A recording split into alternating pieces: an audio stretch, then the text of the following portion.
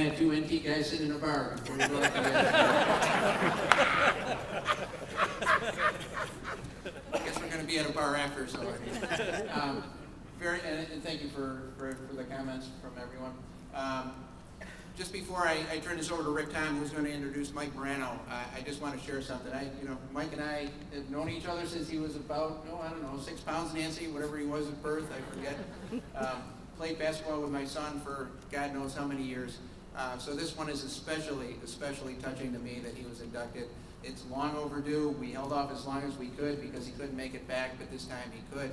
And I'm just so proud of you, Mike, and so happy we finally did this for you. Mike was one of the ones who was very, very active in the initial stages of the Hall of Fame, so he deserves it on a number of levels. So, Mike, congratulations, and I'm going to introduce Rick Tomm.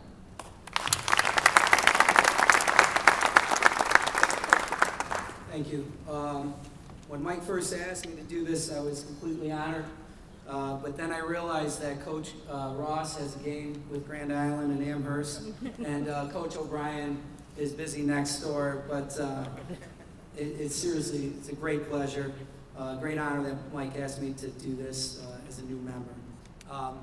To me, as an educator, as a coach, my success or enjoyment from teaching comes long after the students are gone, after they graduate from school, and to see how they're doing as productive citizens. So tonight is real special because Michael is doing great things.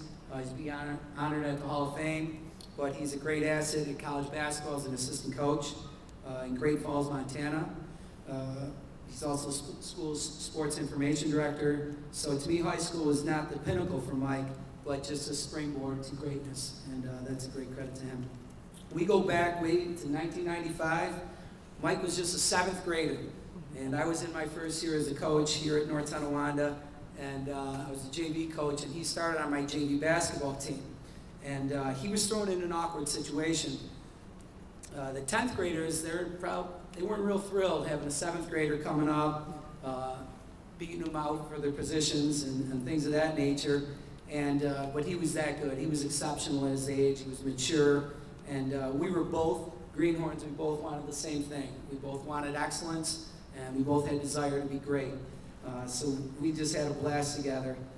Now I'm coaching the freshman basketball team, and I'm older, and I have my own children, so I realized, those 9th graders, to have Mike as a 7th grader on a JV team was just crazy to look at how the kids are now. But he worked hard. He was a hard worker. He wanted to compete with the older kids, never let off. He was tough. He showed up all the time. He was just a basketball junkie. And he played with toughness and passion. And I knew he was destined for greatness. But every Catholic school coach, that's the trouble when he's a 7th grader, they loved him. And they wanted Michael to come to their school. But thank goodness, he was a lumberjack since birth. And he was never considered going over there. We're happy he didn't. But that's what Mike always said. It actually goes before birth, because his mother, Nancy, somewhere here, was a girls' basketball coach, and Mike always credited her because when he was in the womb, he learned basketball, and that's why he was way ahead of everybody else.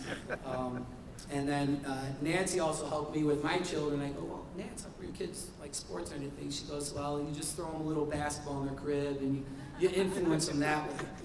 So Michael got the head start there, and he has a great father, Keith. Keith reminds me a lot of my father, and Mr. Jaccarino. I miss my father at moments like this too, because Keith, he just hung out and was always proud of his kids and just let them go play and have fun, and that was exactly like how my father was. That's why I love sports. And I know Mike always appreciated Keith was always at everything, all the family. On to Mike, started on the varsity as a 9th grader. Etched his name throughout NT basketball history. It's unbelievable. His stats are ridiculous. Some look at, well, he played a long time, but his averages were great. 3rd career scoring. His junior year averaged 19.3 points a game. As a senior, 17.8. 37 points in a game against Clarence is the 3rd highest. 6th overall in career rebounds. 1st in steals. I can't believe he's 1st in assists. Some of his former teammates probably can't believe that. He had 15 assists in one game, but it was his 9th grade year. You know, so I don't think, you know, you guys didn't get as many passes like that. First in three-pointers, number 2 in the season in three-pointers, 7 three-pointers in a game. I don't think I've made 7 three-pointers in one session on basketball court. Mike went on to play 3 seasons at Buff State. His freshman year, he was top 10 in three-point percentage, and his junior year, they were SUNYAC champions and earned the automatic bid in the NCAA tournament. I think this is an easy addition to the NT Hall of Fame. Not only a great athlete, but a top-notch academic student, great person, and now a successful man. One of my favorite young people to coach. I now introduce the newest member into the NT Basketball Hall of Fame, Michael Miranto.